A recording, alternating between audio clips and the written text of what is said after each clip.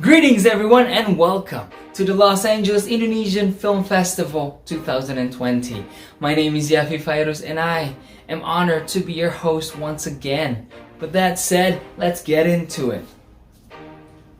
In the previous discussions, we talked about how the COVID-19 pandemic has affected the film industry globally and how each filmmaker will adapt to the new normal on movie sets. Now, as we know it, movie theaters are still closed everywhere, and promotional tours for new films are still being postponed. That said, you might be wondering, what is the best marketing and promotion strategies to distribute new films? Well, good news, because today we have amazing speakers from the film industry, academics, publicists, and media to give you all the answers. Let's go ahead and introduce them. First off, we have Professor Akira Mizuta Lipit, Ivan Maksara, Winston Utomo, and Manoj Punjabi. We also want to thank our partners, the Indonesian Consulate in Los Angeles, UCLA Center for Southeast Asian Studies, USC School of Cinematic Arts, Indonesian Bruin Student Association, Permias Nasional, Permias Los Angeles, and lastly, Indonesian Student Association in Santa Monica College. We also want to thank all media partners. Lastly, we want to show our appreciation to Creative Box as our live streaming partners. Now, before we move on, a quick reminder for everyone watching, if you have any comments or questions, you can drop it in the chat box. And this discussion will be moderated by my friend Andika Anasatria and yours truly. Without further ado, let's go ahead and introduce Mr. Saud Krisnawan as the Consul General of the Indonesian Consulate in Los Angeles. Enjoy the discussion, and I will see you there.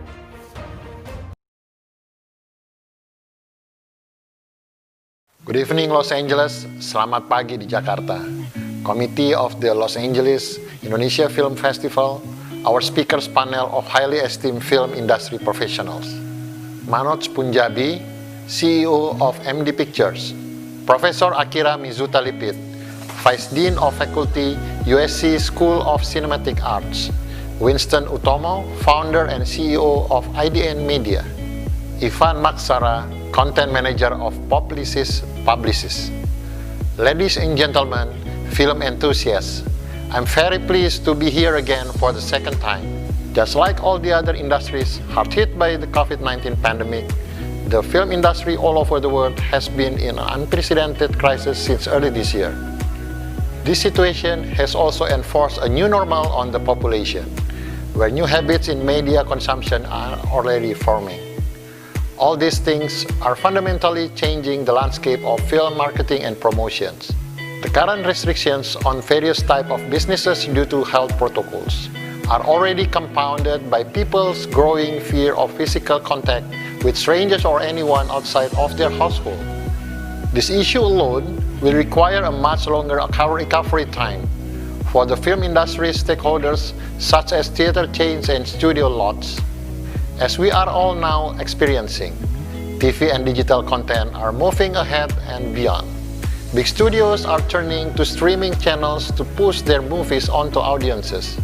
Is this really the only way for films to thrive in the new normal? How are the current circumstances affecting blue-collar level workers in the industry? How will the new normal's innovative strategy in film marketing and promotion possibly create more jobs? These are just some nagging questions I have about the future of film, especially on its economic impact. Again, I would like to especially recognize our esteemed speakers present, Pak Manoj Punjabi, Professor Akira Lipit, Mas Winston Utomo, Mas Ivan Maksara. Thank you for taking the time to shed some light on this discussion's topic. I believe your expertise, network, and experience will be very valuable in paving the road to film industry's recovery in spite of the COVID-19 pandemic. And as a representative of Indonesian government here in the heart of Hollywood, I especially feel the urgency to advocate this in any way possible. Last but not least, I would like to congratulate the Los Angeles Indonesian Film Festival Committee for putting this together. Keep up the good work, and to our Indonesian community, let's continue to support our national film industry, more so in this new normal. Thank you and enjoy the rest of this program.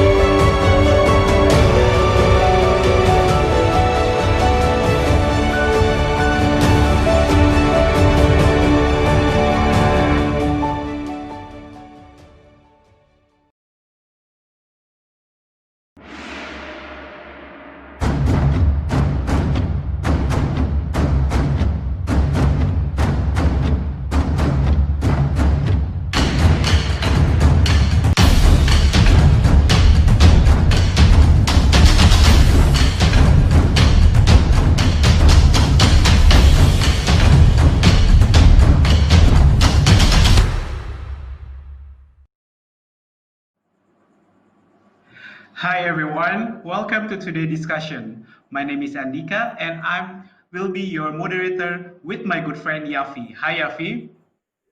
Hi, how you doing? I'm good, how are you? Great. And also Yafi, thank you for the great introductions. Before we begin, I would like to say thank you to Mr. Saud Krisnawan as the Consul General of the Indonesian Consulate in Los Angeles. And also the biggest thank you for our audiences for joining this discussion series number 2 with the topic of innovative movie marketing and promotion strategies in the new normal. In our discussion today, we have the amazing filmmakers in the panel, not only from Indonesia, but also from Los Angeles. Before I introduce you to the panelists, I would like to remind all the audiences to drop any questions or comments in the chat sections. All right, let's welcoming all filmmakers. It's an honor for me to introduce you to our first speaker, Professor Akira Mizuta Lipit, Vice Dean of Faculty, USC School of Cinematic Arts. Hello, Professor Akira, how are you? Good, thank you. Thank you for Okay, inviting me and allowing me to participate. it's our pleasure. Okay, our second speaker, Ivan Maksara, co-founder and head of content Publicists. Hello, Mas Ivan, how are you doing? Hello, I am extremely fine. Thank God, still healthy until this day. Yes, thank you. That's good to hear that. Our third speaker, Winston Utomo, founder and CEO of IDN Media. Hello, Winston. How are you? Hi everyone. Thank you. Thank you for having me. Okay, that's our pleasure. And our fourth speaker, Pak Manoj Punjabi, the CEO of MD Pictures. Hello, Pak Manoj. How are you doing? Hello. Very good. In fact, excellent. All good. Thank you for having me here. Yeah, that's good to hear that. All right, let's Hi. get started to the discussions, and I will see you during the Q&A sessions. And Yafi, let's get started. All right. Thank you so much, Andika. And once again, welcome for everyone watching. And thank you for all the speakers once again. We cannot thank you enough, really. So let's get started, shall we? During the first session, we discussed how the COVID-19 pandemic has impacted the production side of the film industry. Due to the lethal spread of the virus, governments all over the globe have issued health and safety protocols that include physical distancing and mask wearing, among many others. As a result, movie releases and cinema businesses were also halted indefinitely. As the new normal kicks in, now this is the question that we have. How will the movie industry, stakeholders, and also the media deploy their strategy to approach the new market? So let's get into it. To jump in, if you have comments, all the question, or if you have back any of the response.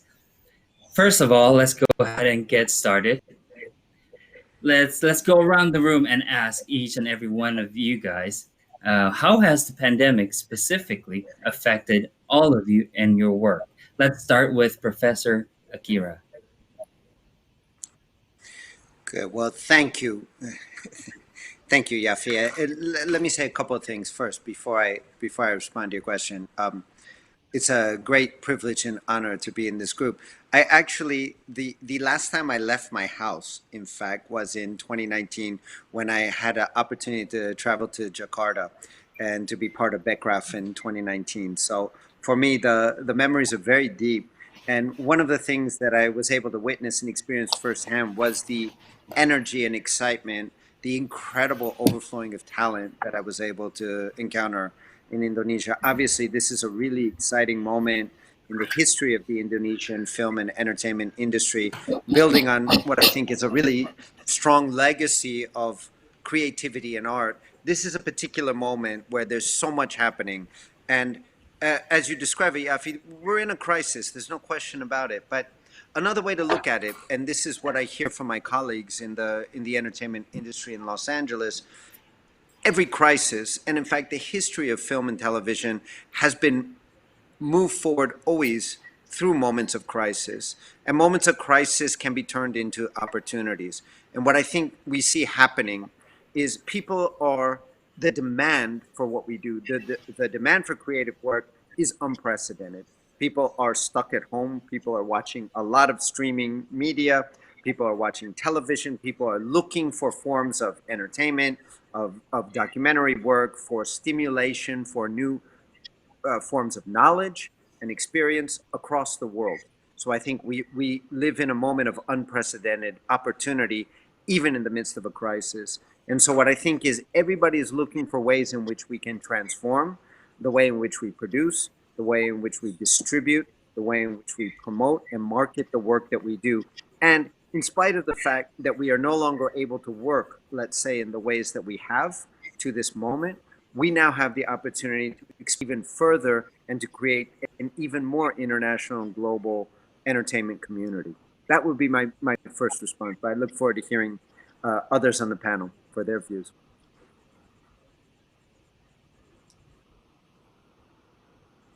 Thank you, Professor Akira. All right, yes. So let's go with Masifan. How has it specifically affected you and your work, Masifan?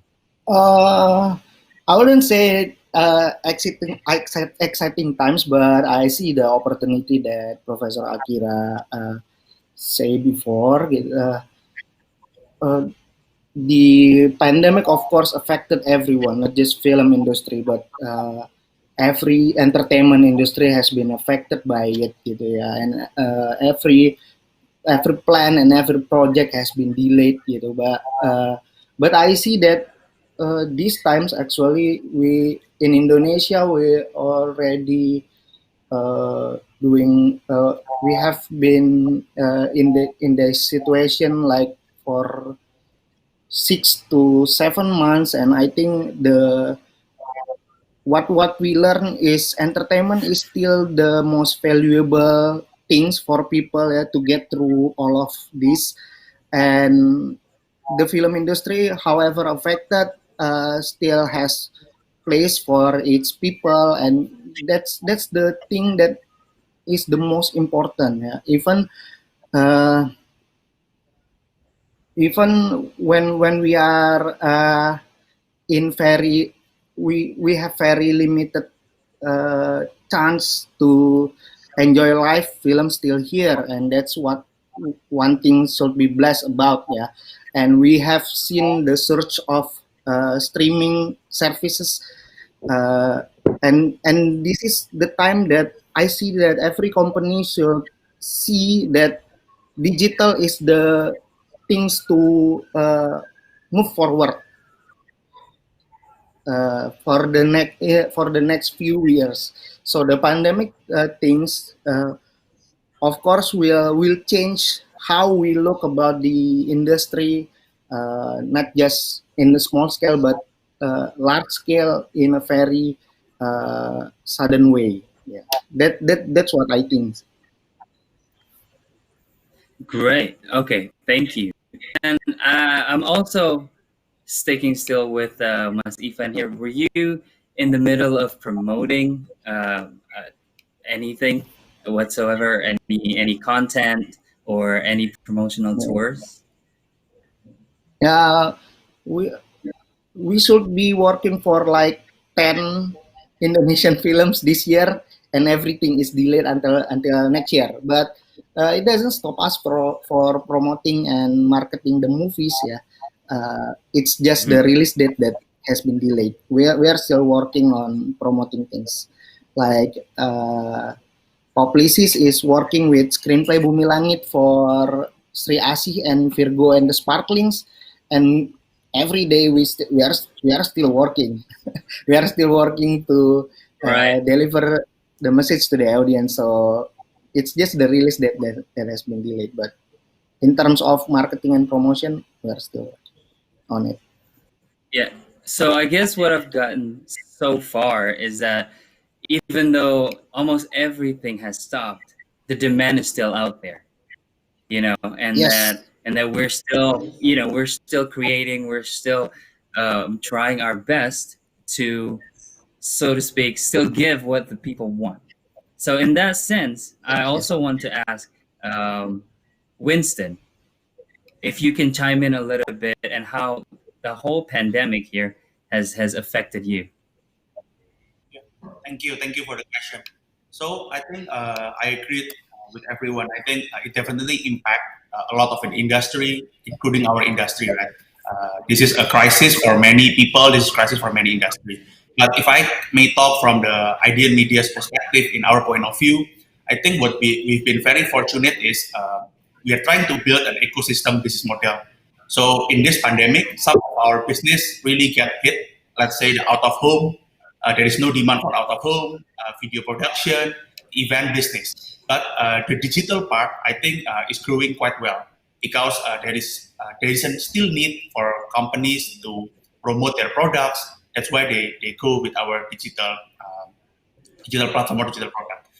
This is the first one, and the second one, I believe that this is there will be a digital acceleration after this pandemic.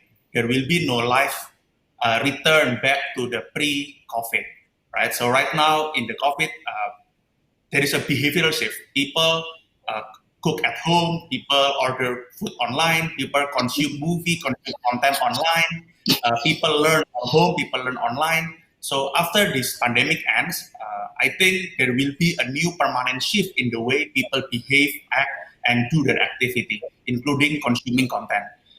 Will people come back to the previous behavior? Some may return, but some will be changed permanently. That's why I believe that there will be a digital acceleration and there will be many opportunities for many companies, for many industry, for many people after this pandemic ends. Yeah, I think that is my point of view about how the pandemic impact our business. Right. I think, yeah, no, I completely understand that situation because it's almost scary to think that some things can never go back to the way it was before, and some things are just going to stay the way it is right now permanently going forward. And with that said, now I want to ask about Manoj here. In terms of the budgeting and the budget for marketing, how does it change? How does it change due to this pandemic? Do you see any change at all? Yeah, change is inevitable. For sure, this change is going to happen, no doubt. But definitely, don't only see an opportunity. Actually, I've been waiting for this time. Why? Because these are interesting times. It's this change will disrupt the market. So what we were thinking last year is a new plan totally. We have restructured our company in such a way that we can be even more lean. Just looking at the future is already very interesting for me. The interesting part is everyone is at ground zero, but with experience, with holding power, with all those things, we can speed up faster, of course. So from my perspective, before talking about the marketing, my general view is, for sure these are interesting times.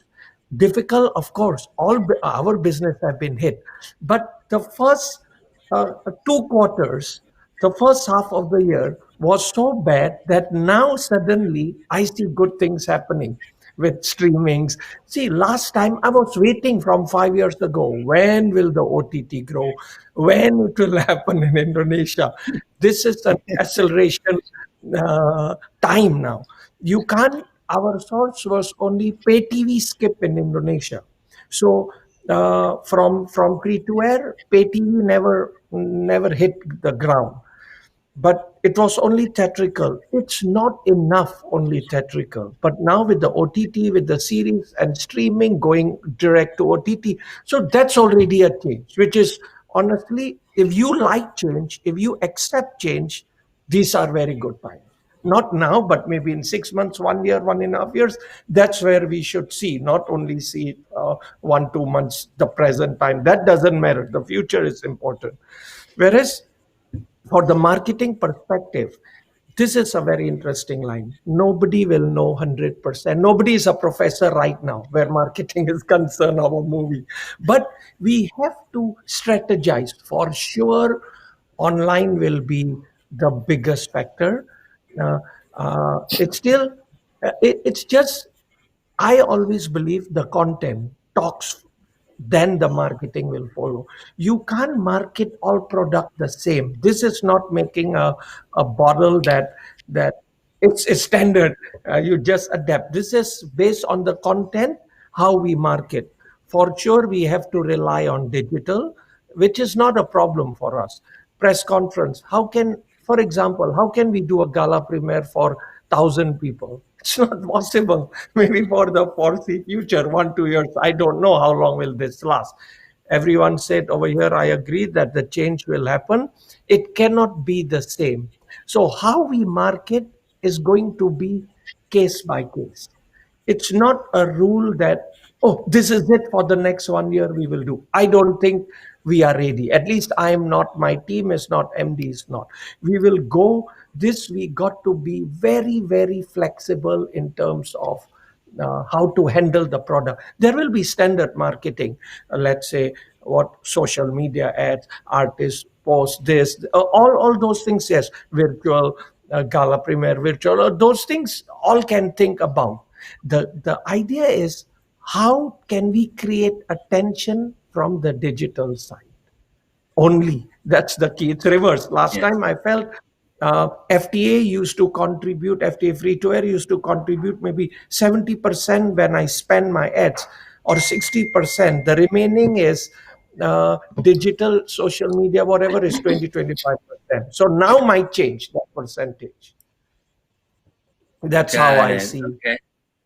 Right. No, I mean, I think everybody, what I love so far from what I've seen is that everybody's been very positive about the change, and everybody's all about change and how we can adapt. At the end of the day, it is something that is going to be very, very important, is being able to adapt to the new normal. So, Winston, do you have any comments in terms of the budgeting side of things? Yeah, I think for me, I will share my point of view about how media play a role in the promoting a movie or in the movie that we're creating or anything like that. So I think the role of a media, I think the first one what we can do is to gather as many insights as possible from our audience. So from the pre-production, from the story, that is one thing we can do. We can know what does the people, what does the audience, what the young generation like. So that is the first thing that will be very useful for our script, for our pre-production. The second one is how we can frame the story, like what Pak Manoj said, because the content is very important to promote the movie. How we can frame the story and not only to ask people to watch the movie, but more like to inspire people to create some sort of a movement and create the why you should come and to watch the movie. But again, I think it depends on where the distribution will be. If the distribution is in the theatrical, in the cinema, it will be different where it will be aired in OTT only, or where there will be mixed. So I think it comes back to where the movie will be aired. But that's what I think we can contribute to the movie industry. is to gather insights, to create a story, to create a narration, to inspire people to watch the movie, because we can get the data more real time, right, than television or other platform. Yeah, if I may add on the budget point of view, just now I didn't answer, sorry. Like Disney Plus Hotstar. Disney Plus Hotstar launch in Indonesia last month. No, sorry, 5th September. They their plan is they bought a couple of movies. In fact, I don't know, 10, more than 10, of course, 20 movies they bought. They will go 1 week, one new movie. How they launch, how they spend the marketing budget is literally, again, they spend on all FTA channels launching themselves. Because when you launch a platform, it's like launching 10 big movies simultaneously or 5 big movies, right? When we launched, they use the FTA ads, they use all social media, they use the billboard. It's still kind of tradition way of how to promote. That haven't changed. Yeah, that haven't changed. Only where you spend more, how to reach the audience more. So the budget you spend on these things doesn't change. If we were to release a movie today, we would spend same FTA, marketing on social media, marketing on FTA, social media, and billboards, buses, but maybe less because the frequency, the people going out is less already. So basically, to answer your budget, it won't change that much in terms of where to spend your money, but it's just priorities will change. Got it. Thank you for that additional comment, Pak Manoj. Now I want to ask Professor Akira. Also, still in the realms of promotions, is that what makes Hollywood industry is very unique is the movies are also promoted among the industry fellows, especially to award season voters. How do you see this change new normal?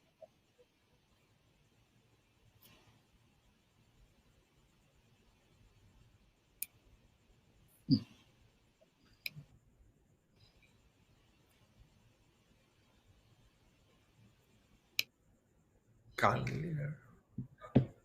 Yeah, no sound yet. No Sorry. sound. I was muted. My apologies. Sorry. Oh. What I wanted to say, yeah, I thought it was me. I muted myself. What I wanted to say is some of the changes that we're experiencing now, in fact, had already begun before the pandemic, right? And so, in fact, the pandemic merely had the effect of accelerating and making more dramatic the kinds of changes, you know, as Mr. Manoj was just saying. He was waiting for 5 years for some of these things to happen. I think folks who are working in this industry saw many of these changes coming. The pandemic forced them to happen maybe sooner and faster than we expected them to unfold. If you think about, for example, Netflix, the first film it produced, which was Iñárritu's Roma, right, which won an Academy Award and created an enormous controversy because although it was released very briefly in 2 theatrical releases in New York and Los Angeles, primarily it was shown on Netflix streaming services. Right? So the idea that that the very condition of awards ceremonies and the terms, at least in the United States, that films need to be released theatrically for them to be considered for awards, had already begun to change and were already being challenged by these streaming services. Now we have, we have Amazon Prime, we have Netflix and many more streaming services globally. I think the rethinking of the terms by which we recognize films, not only the way in which we produce them, market them, and distribute them, but the way in which we recognize films as films. In fact, I know individually for decades, people have been trying to figure out what the difference between television and cinema is in a world in which those 2 platforms have increasingly been converging. Is Netflix a form of television? You don't need a television to watch it. You can watch it on various different portable devices and screens. You can create theatrical releases that are pay-per-view, like Disney Plus's Mulan, which was released theatrically. You can insist on an in-theater release, like Nolan's Tenet, for example, which you can, at least as of now, can only see within a theater. So I think the entire process by which we recognize cinema, the entire process by which we consume films and entertainment is being rethought at this moment. And as I said at the beginning, this process, this transformation was in fact happening before the pandemic. The pandemic is not the reason why this was happening now. It's only the effect of its acceleration. Right. Nice. Very good. Thank you. Thank you so much, Professor. Now, I want to see, before we move on to the next one, I want to touch something about the media role. In this case, this is going to go for Winston once again. And basically, how can the media maximize its potential to help promote the movies that are released right now during the pandemic? And basically, how we can help propel the new movies? Yeah, thank you. So if the movie is being released right now, it will be via OTT, right? So I think our role is the same like the previous one. Just the way we market the movie, we tell the story of the movie, it will be a bit different. But from the movie that we are helping to promote as well, our role is very similar.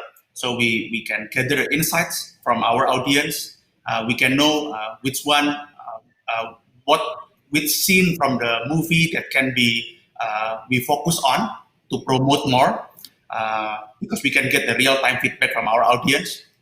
And this is the first one. And the second one is we can create a narration. We can frame the story to make sure that we target the right audience and we inspire them to watch the movie.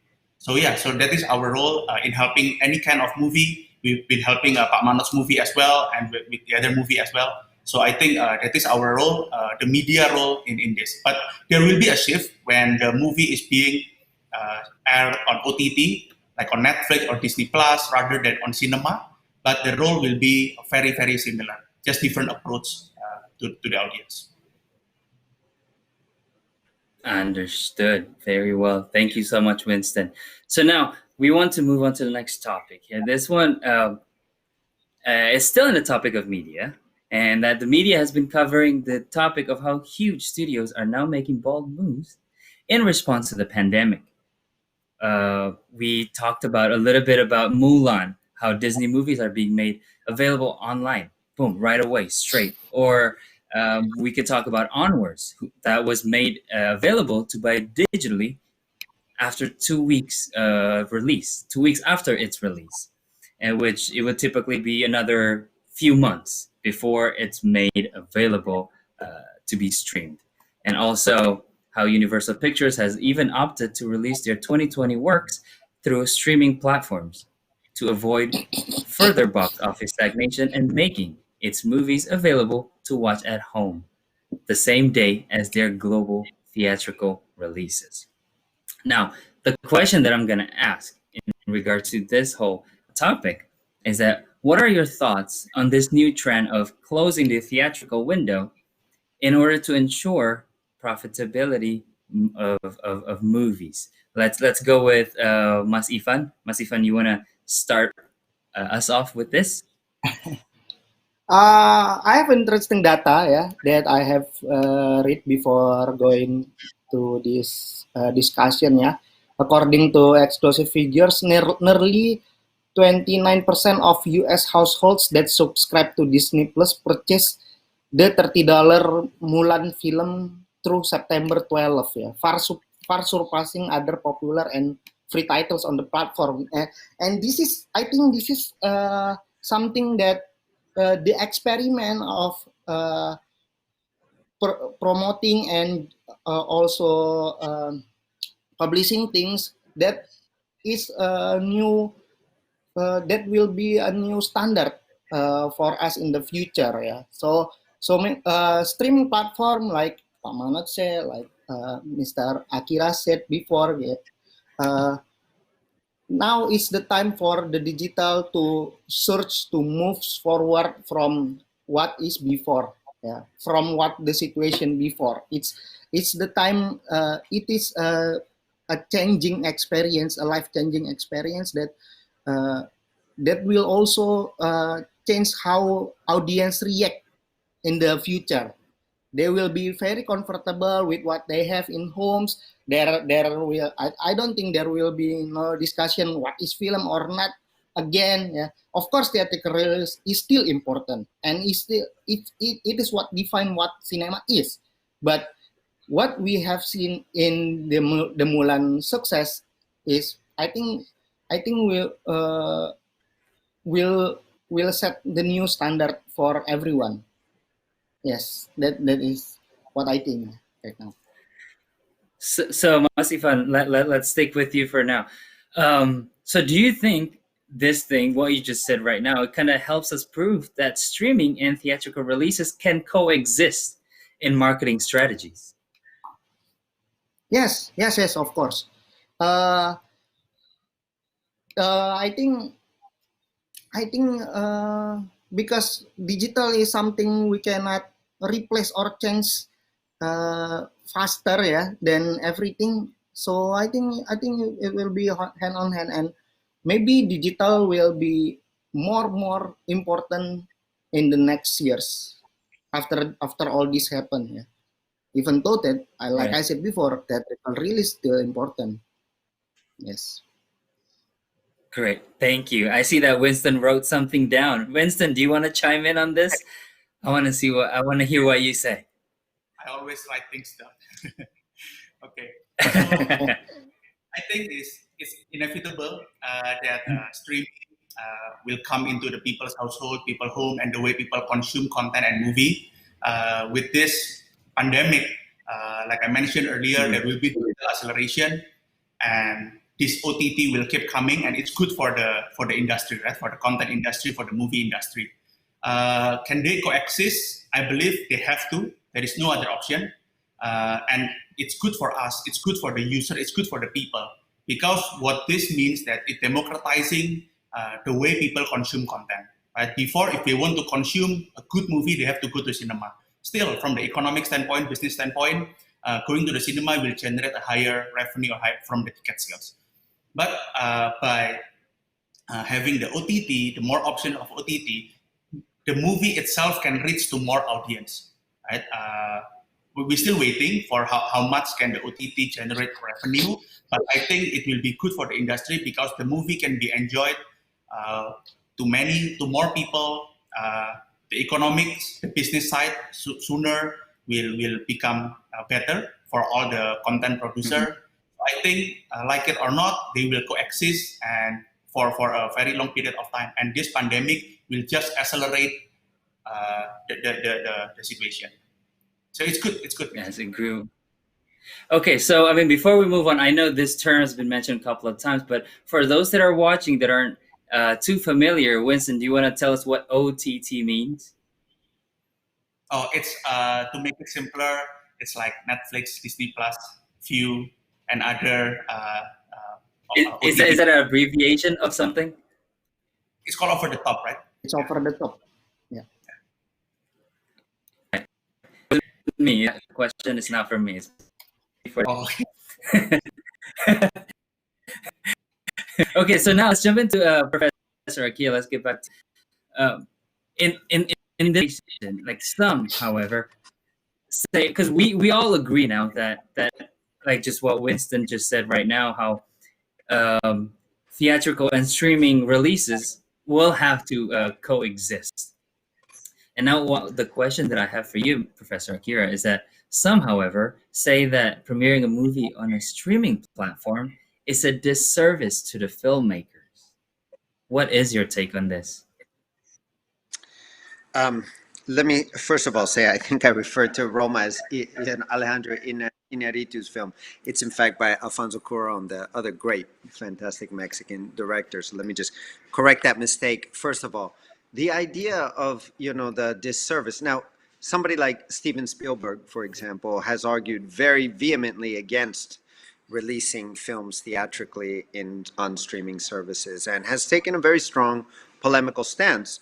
At the same time, Steven Spielberg and his colleague and friend, who's a great friend of the School of Cinematic Arts at USC, has also argued in previous forums that the theatrical release is dead, that in fact cinema will not survive if it depends on the model of theatrical releases. I think the viewing habits of consumers have been changing over the past years in such a way that we can't expect the theatrical release to be the economic model for sustaining films.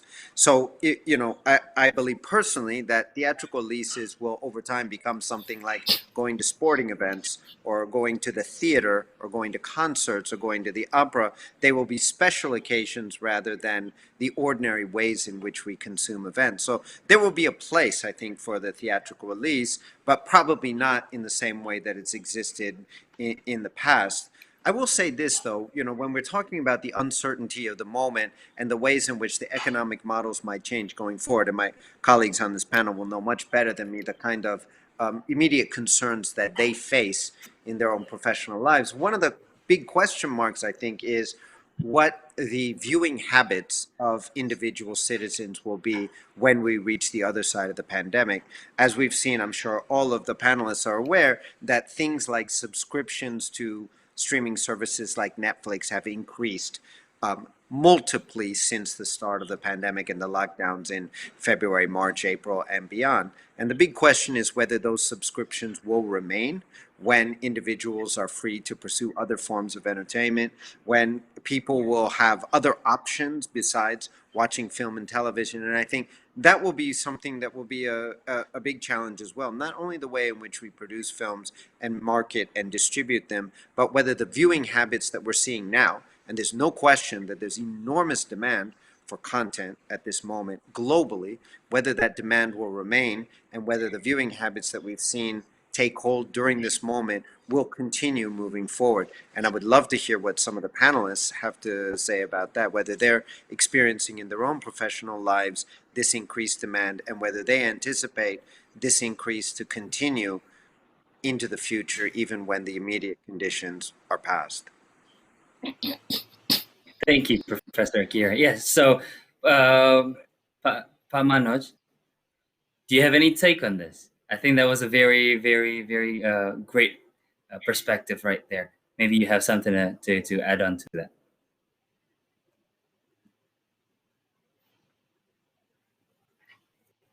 Mute. Pa Manoj, I think you're muted.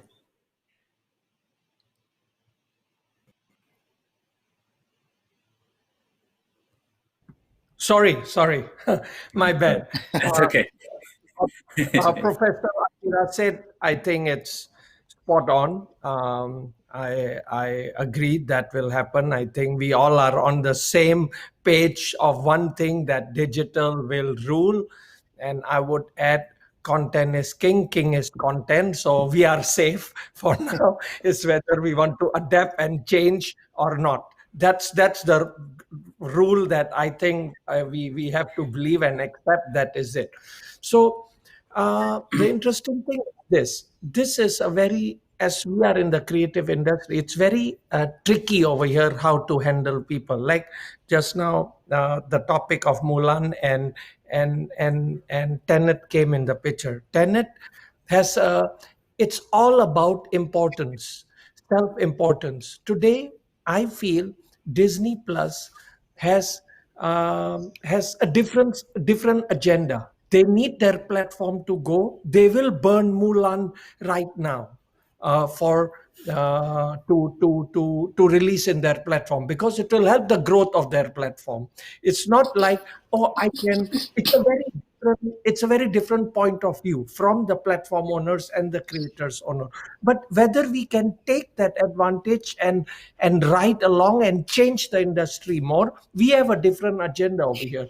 Our agenda is what Vincent said. I so agree. There is the cinema and there is the digital. We want both to happen. So it's democracy. Our market becomes way bigger, very important. Disney has a different agenda. I will burn Mulan whether I get 2 million views times $30, $60 million only in the first week from the Mulan, and then more. I will get other countries I burn. In Indonesia, they can burn the rights. They are not releasing in cinema. Whether the premium model has not even been activated. It will release in Indonesia in December, 3rd December or 4th December. 3rd December, they'll release Mulan on subscription model. So no access premiere needed. But What will happen for us is Indonesia, we have only 2,200 screens, still limited screens. So for the cinemas to come back will be faster than maybe US market, North America. They have everywhere screens. They are over screen, overpopulated. Ours is underpopulated. So we can still monetize from here and take the right from the platform. So very different. The question is, if I have a movie which is, let's say, Kakek di Desa Penari, a huge franchise, potential movie, spend a lot of money there, will I just get paid to go direct to platform? I won't do that. I will still gamble on the cinema because I was expecting a huge number. Even though it dropped 40%, it's still much, much, much better than going direct to platform. So the present, which is now to 6 to 9 months, and the short term future, 1 year to 2 years, and then the long term, these are three very different scenarios. That is what we should know, where to tap in at what time. So at different timeline, I would say, very big difference. This 6 months and 1 year, we will see so much difference that was 1 year ago. When we go forward, I think that will happen very clear. So the best part is, again, content is king, king is content, right? So we have to just know how to change and adapt. We can really change the big time. And Indonesia is still not US. It's what, it's a developed country. We are still a merging market. So a lot of change can happen even faster. That is the beauty over here. Good, thank you. And while I have you here now, I wanna kind of find and or bring up another alternative of or to enjoy some of these art form or creations, which is drive-in cinemas. Right now, in here, I'm in Los Angeles, and I see tons and tons of drive-ins sort of making a comeback. I want to say they are making a comeback, and far right here, they have a drive-in show as well in Indonesia. They're making a comeback due to the pandemic, and the demand is coming up. And so basically, can this emerging trend help filmmakers sort of either promote or distribute their movies? Do you see that happening? Do you see this as an avenue, basically? Drive-in. By the way, first of all, how many drive-in cinemas are there right now in US? How many locations? I have not counted, but I've at least just around me in Los Angeles that I'm aware of is about 5 at least. Okay. I feel Professor Akira drive-in. may know better about this, but because I've been looking, it's so hard to get tickets. They're sold out in seconds. So yeah, so I that's don't how know the exact number. found. I don't know the exact numbers, but things I've seen, for example, in downtown Los Angeles, is all of the unused and empty businesses are turning the parking lots into drive-in locations, Right. and they're projecting movies on the sides of buildings and so forth. So not only is there a revival of drive-in cinema, there's almost an impromptu, makeshift, improvised drive-in cinema culture that's starting to emerge. And I would imagine it's happening throughout various industrial cities in the United States. Right. So Interesting. Pambo, how do you see that? How do you see that? I see a big smile right there. Maybe you just got a big idea, but how do you see this as an avenue, maybe to promote new or help distribute?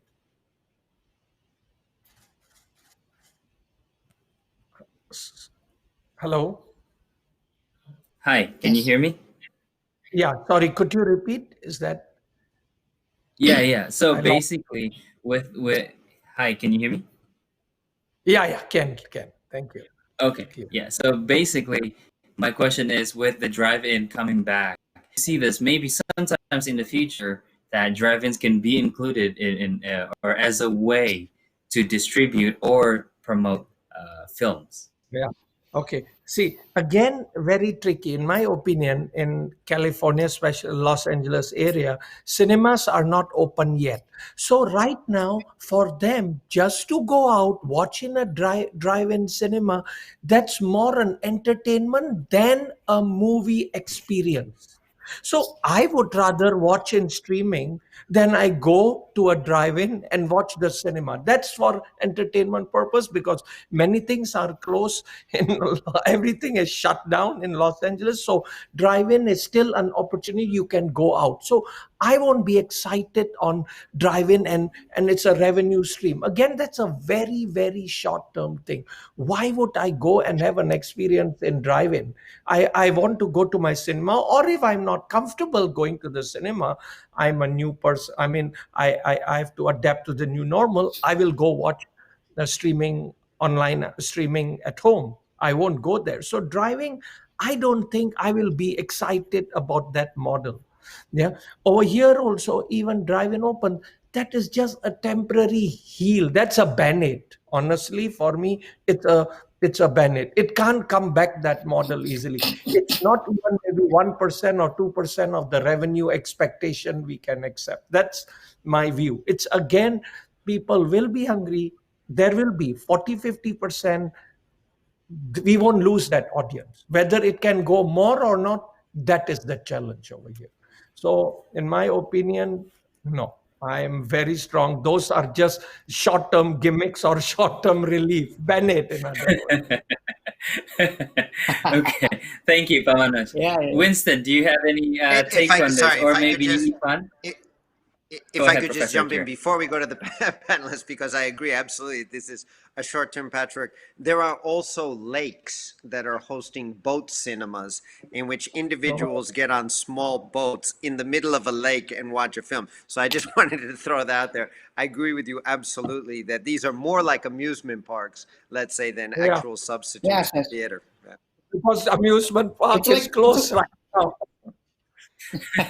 it's like going to picnic rather Yeah. than watching movies. Yeah, I think see. And in Indonesia, I don't think we have the culture of drive-in cinema that is so different. Yeah, in USA. In Indonesia, we have misbar culture rather than that is communal. Everyone is gathering around. That's why people like going to cinema. Yeah, rather than drive-in. The last time in Indonesia drive-in cinema happened is in Ancol, and it's in an amusement park, and it's in 90s.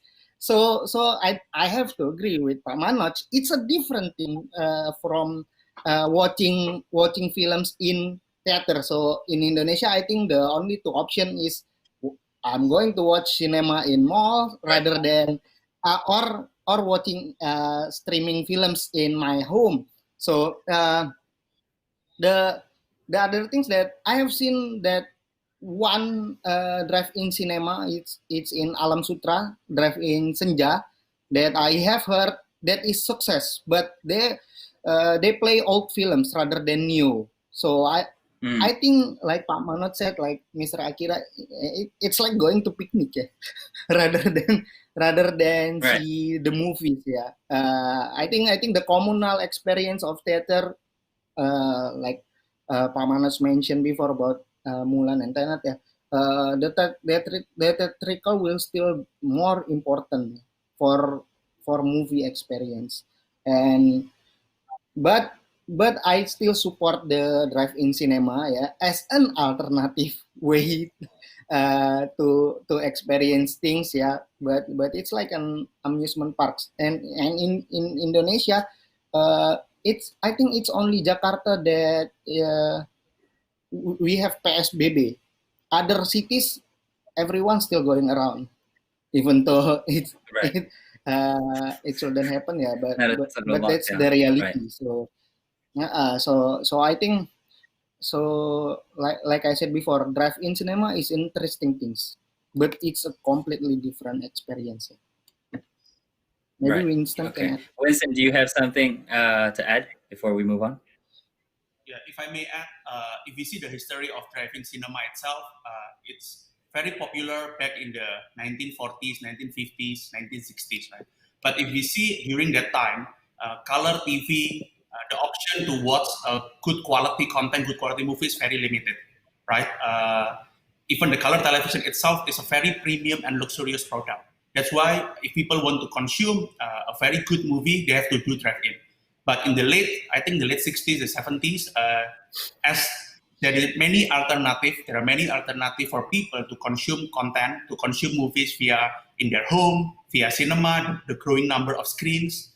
So it declines in terms of the popularity. So right now, I agree with everyone here. I think to promote the movie, drive-in cinema is a good way to create the hype. It's one of the marketing strategy. It may be the possible alternative, but to distribute the movie, for me personally, it just doesn't make any sense in terms of the experience, in terms of the economics. One of my team asked me, should we open a few drive-in movie during this pandemic, early in April? I tried to do just a basic calculation. It will not cover the cost. It is not a long-term solution for everyone, and I think economic standpoint, experience standpoint, drive-in cinema will only be an alternative and just for the hype, but not for the long-term solution to consume a good movie or good content. Got it. Thank you. Yeah, because the reason why I think it was brought up is we see the trend, right? Like a lot of recycling fashion, like it's trending. Like we're taking a lot of things that were trendy back in the days and bringing it back into today, and whatever can fit into basically the regulations, we try to bring it back. So I think that's why the question sort of came about. Okay, so now the next question is basically, what other movie marketing solutions and or opportunities can emerge in the midst of this pandemic? And I guess this also kind of bring up the possibilities of virtual reality. Have you thought of making movies available in VR format? Let's start with Professor Akira first. Well, I'm eager to hear from my colleagues on the panel who are actually involved in the production of various work. But, Yafi, in listening to your question and thinking the title of this panel, I'm wondering if we might put a little pressure on the term movie, as it were, to really think about what it is we call movie making. And one of the things that at USC School of Cinematic Arts we've always stressed is the idea of collaboration. And we have divisions that work on different things. We have a screenwriting division, we have a film and television production division, we have an animation division, we have an interactive media and games division. And I think what's really become clear and what we've been trying to stress, and I think our students understand this, is these separate areas of activity are becoming less and less separate. And I think that animators are working with game designers, production faculty, people who are making film are working with people in television. People in television are working with animators and visual effects and so forth. So I think one of the possibilities that might emerge from this moment is a certain kind of enhanced collaboration that would allow us to rethink what it is we even mean by a movie. If you look at the streaming services, you have episodic television, you have the capacity, of course, in this lockdown pandemic to what we call in English, American English, binge watching, where you can watch an entire season of a television show. When David Lynch made his return to Twin Peaks, he said, I think of it as a 17-hour movie. Right? So rather than thinking of it as episodic television, the way in which we used to watch television episodes once a week, you can actually make a long. So I think there's an opportunity here to think and rethink what we call a movie, right? In fact, that movies can be interactive, they can be consumed in short format, they can be binge consumed in a series of short format episodes over a day, for example. And so the opportunities, I think, to rethink what it is we do and the terms we set for the production of entertainment and media are wide open. But again, I would love to hear from my co-panelists what they're doing and how they're thinking about this question specifically. Okay, I have anybody want to actually chime in? experienced. Yes, I have actually experienced VR virtual reality films in Venice Film Festival. They have new section called VR Expanded, and the they have one Indonesian films. I think it's called Replacement.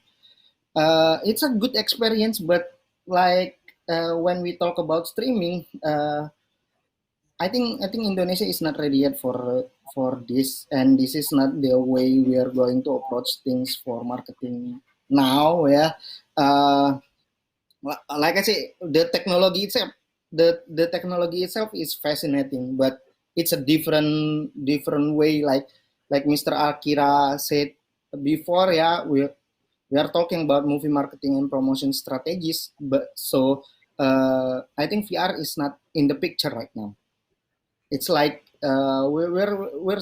still thinking and experimenting things, experimenting every possibilities, and I see that is like binge watching. It's maybe something that is closer to Indonesian film industry. So try rather than going to virtual reality, and yeah, that's what I Right. think. Okay. I mean, it is. I think worth taking notice. Just like maybe how this whole pandemic, we never saw it coming. But I think it's worth kind of noticing that. Hey, it's sometimes in the future VR might be the thing. We never know. We never know. And basically, I Yes, wanna yes, I wanna of piggyback course. again on you, Mas Ifan.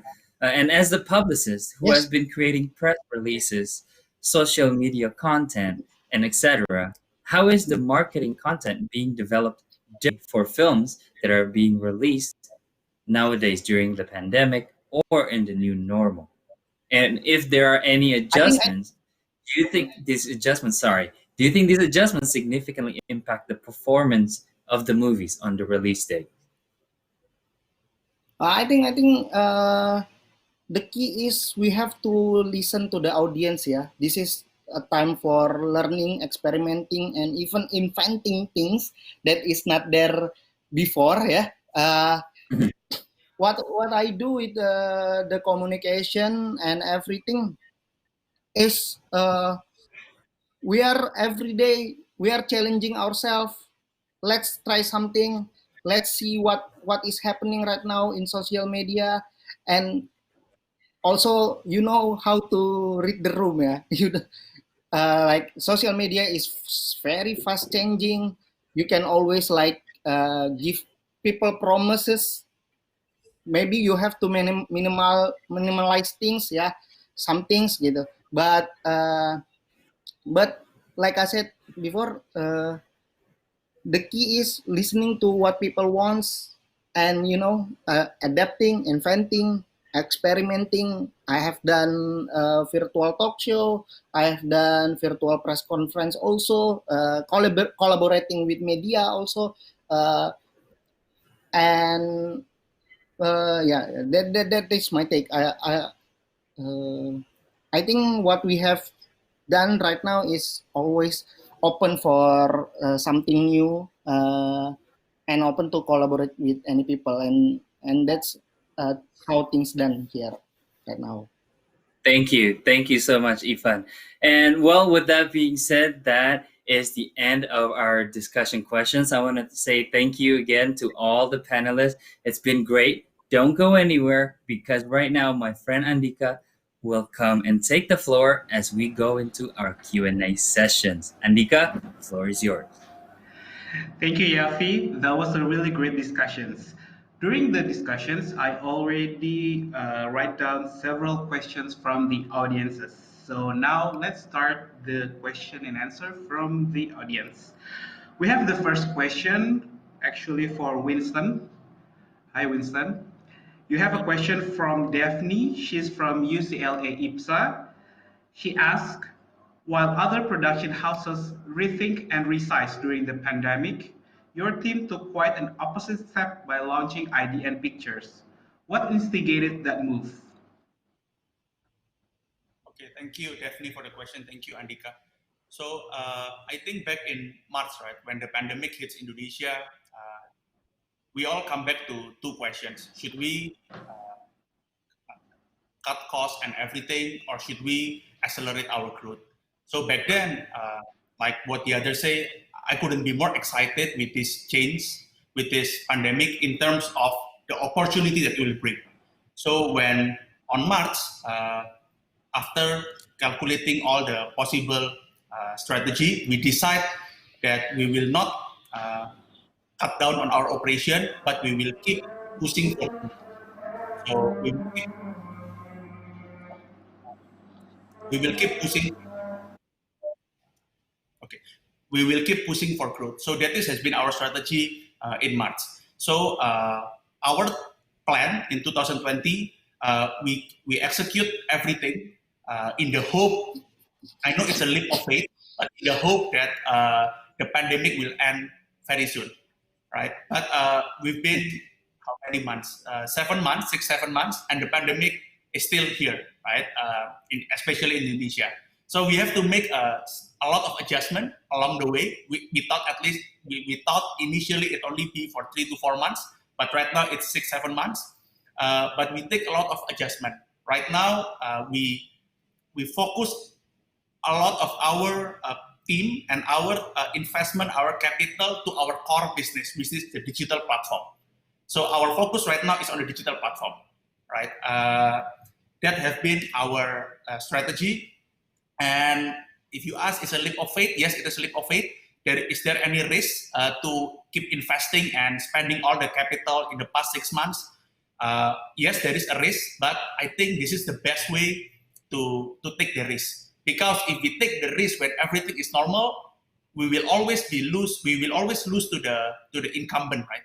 To the big guys. But if right now, when everything, like what Manoj said earlier, everything is ground zero, then it's everyone's game. So everyone has equal opportunity to tackle this challenge. So I think it is a leap of faith, but I believe in the strategy that we take, and yeah, hopefully it will come out correct in the next few months. We can see the result in maybe next year. Yes. Okay. Yes, that was a great discussion. Daphne, hopefully your question is answered by Winston. Okay, next questions I have for Professor Akira. Professor Akira, you have a question from Ashram Sharifar. He's an alumni from New York Film Academy. The question is, from the academic perspective, with the support of countless online platforms, do you see this time is actually a great opportunity for independent filmmakers to rise more than ever before? Yeah, thank you for that question. I think, like everybody in every field and every industry, there's so much uncertainty and anxiety at this moment. People are really concerned about their future prospects and their future professional development. I do think that the techniques that individuals learn and deploy, as all of the panelists have agreed, the demand for content, the demand for this form of entertainment has not diminished throughout this. In fact, it's increased, as we've seen. So I do think this is a great moment for emerging filmmakers, independent filmmakers as well, to really take advantage of new techniques, new modes of production, new ways to be seen, new ways to distribute that I think were completely unimaginable a generation ago. And even though we were moving in that direction slowly, this pandemic has accelerated that development. So I think there is great opportunity, and I hope you will take advantage of this moment to really develop your own work and to really find ways to make it visible. Because I think as the theaters are shut down, the access to work has in fact increased on all the multiple platforms that we've been discussing here this morning. Thank you, Professor Akira. I have a next question actually for Ivan and Pak Manoj. The question is from Stanley Chandra. He is the journalist from Kabari. The question is, how will this pandemic reshape the business and artistry of storytelling in movie business? Maybe Mas Ivan, you can answer the question first. I think, like I said before, the digital will be important, and listening to what people want is important also. Maybe the business side is Pak Manoj is more understand, yeah. But artistically, I could say that maybe we are going to reshape our our way to tell stories to audience. Like what we are going to say, it is important. Like people not going out for a year, they already face so many maybe depression, mental health issues, and everything. And what they are want, what they want to see in the future, I think it's something light and fun, uh, and maybe bringing back the joy to the life like before pandemic. Yeah, I think it's going to be like that. Not uh, but also like many issues will be tackled. I think artistically it's going to be an interesting thing how filmmakers going to respond this pandemic. And I've seen like many of them planning things, writing new things gitu. Yeah, and maybe more personal and more intimate, and that's my point of view. Okay, thank you, Mas Ivan. Pak Manoj, maybe you can answer Yes. the question. Mhm. y- Maybe from the business Yeah. side. Yeah, from the business side, maybe I will talk about MD. From MD's point of view, MD Pictures' point of view, very simple. The strategy, what I'm taking is that I am going to, we are producing movies for sure right now. We are just going to shoot next week another movie. We just completed when we had an open window of it's ready to shoot, everything is almost normal, but unfortunately now the case is different in Jakarta. But we are going to shoot, we just finished one movie 2 weeks back, we are going to shoot again, and that will happen. But my strategy is all the super big movies which I know will capture the audience attention first for cinema, that we are doing. Then I'm going very strong on the series, which is supplying to OTT, over the top, Netflix, Disney Plus, Tencent, all of the big players are coming here, supplying series there. So I'm not stopping. In fact, I'm changing my business model. The last year, MD Pictures was about 15-20% was digital income. Now it is going to, this year maybe digital will be 85%, but this year is not the case.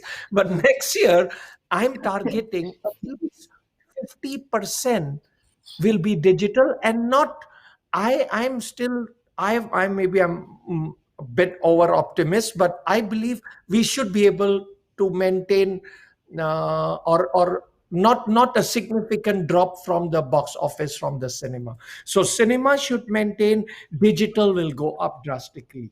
That is the operative. Digital might be direct to OTT movies, might be series, might be many cup of many opportunities, many type of content that will be shown there. But this is where I will go super strong. This is where I see the change will happen. Okay, thank you, Pak Manoj. Actually, after that, I have another follow-up question for Pak Manoj from Angelisa from Permias SMC. But actually, the question that she asked, it's already answered by you, Pak Manoj. She's asking about the movie release is followed by a web series as a continuation of the film. So actually, is this the way forward for MD Pictures? No, no. That is actually that's a good question. Interesting. So that uh, I'm not doing that, because if I do that, that is spoiling the movie. In a sense like this, I don't want, when somebody goes to the cinema and watch, I don't want to just take that movie or make into web series, trying to leverage everything, or extract as much as possible. That is not good for the long run. If there is a model of hybrid that I'm thinking, which is never done before, making a movie and a series combine. So same shoot. So the series is, you can elevate the quality even higher. But making a movie then into web series, that's if a movie has no franchise value, but it has an appeal to the digital. That's again a different strategy. If we have to do a movie, then web series, if I have an opportunity to make part 2 or part 3, a sequel to it or a prequel, why would I burn it on web series only? The value goes down. So the strategy is, we create movies. That's beside movies, the interesting thing is maybe you don't make big money from the cinema, but the characters, and you can create a universe from there. Then you can spin off to other things, web series, so it's a very complex market that we can take the opportunity from everywhere. If that answers the question. Yes, that's answered the question. Thank you, Pak Manoj. It was a great answer. Okay, I believe I have one more question. I have one more question. Actually, it's for anyone, so maybe anyone can answer these last questions. The question is from Ryan Laksmana. He asked, how the finance sector and investors perceives the creative media industry situations that created by this pandemic crisis. Maybe Winston, you want to answer the question? Can you repeat the question? How the finance sectors and investor perceives the creative media industry situations that created by this pandemic crisis. Okay, thank you for the question. So maybe I will answer from idea and media point of view, right? So what we are is we are a media platform company. So what we are trying to build is an ecosystem, right? End-to-end ecosystem. We started as a pure media company, like media company as everyone knows, but we are shifting to become a media platform company. Means that we try to not only control the content creation, but we also try to take care of the content distribution part. So if we're talking from a media platform point of view, from the idea and media point of view, I think from the investor, the shareholders, I think they are happy as of now. Happy in terms of because the way I will answer this question very specific to us, yeah. Because the way we create generate revenue is not solely on one income, with not only one revenue stream. If we only rely on one or two revenue stream, when this pandemic hit, when this crisis hits, we will have to cut costs a lot of our operation. But because we be able to generate revenue from different point of view, some of the business that is growing, like our digital media is growing, there is our creator network is growing. Some of this will cross subsidy the things that we are losing money. Let's say our out of home is losing money, there is no demand. Video production is less demand. So this is subsidized by the other business that is growing. So I think from the business point of view for us, I think it's still good because the need for content, the need for entertainment, I think will never change. I think it will be there. It will be more even during this pandemic. What changed is the format that we consume. Let's say like the whole discussion today is how the OTT is growing, but cinema is still the number one because of the potential revenue. But the OTT is growing. That is the content format. But the need for people, the desire for people to consume quality content, consume quality movie, I think will never change. Just the format will change. And we, for us as the platform, as the media, should adapt to this new behavior of people in order to drive a sustainable growth. Okay, thank you, Winston. I want to ask Yafi, my friend. Yafi, do we still have time for another question from the audience? Let's see. Well, time surely does fly when you're having fun, doesn't it? Unfortunately, we don't have any more time. But that's it. Yeah, I think we have run out of time. Okay, thank you so much for all the speakers for today's discussions. Now that our speakers have finished answering the questions, we have reached the end of the discussion. We would like to thank you, Professor Akira, Pak Manoj, Mas Ivan, and Mas Winston for sparing your time to share your knowledge with us and to provide valuable information and input. We are sure that all of us, especially aspiring filmmakers across the globe, can benefit from your insights. Hopefully, we will be seeing you again in a future event soon. Thank you so much, everyone. All right, that's the end of our discussion today. I would like to thank the following organizations for their support: UCLA Center for Southeast Asian Studies, the Indonesian Consulate in Los Angeles, USC School for Cinematic Arts, Indonesian Burun Student Association, Permias Nasional, Permias Los Angeles, Indonesian Student Association in Santa Monica College, and also thank you to all the media partners for their support. And also, once again, I know for you guys that are watching, clap out there. I know we can't hear it, but clap for all the speakers. That was so much fun. What a relief. And also, the biggest applause for Creative Box team for their partnership in this discussion. It is a wonderful partnership that we have. Also, don't forget to follow us on our social media account. We have YouTube, Facebook, Instagram, you name it. Everything is going to be under Los Angeles Indonesian Film Festival. Okay, that's our Twitter and Instagram. Or you can tag at LAIFF_org, and that is ORG. Also, you can visit us on our website at www.la-iff.org.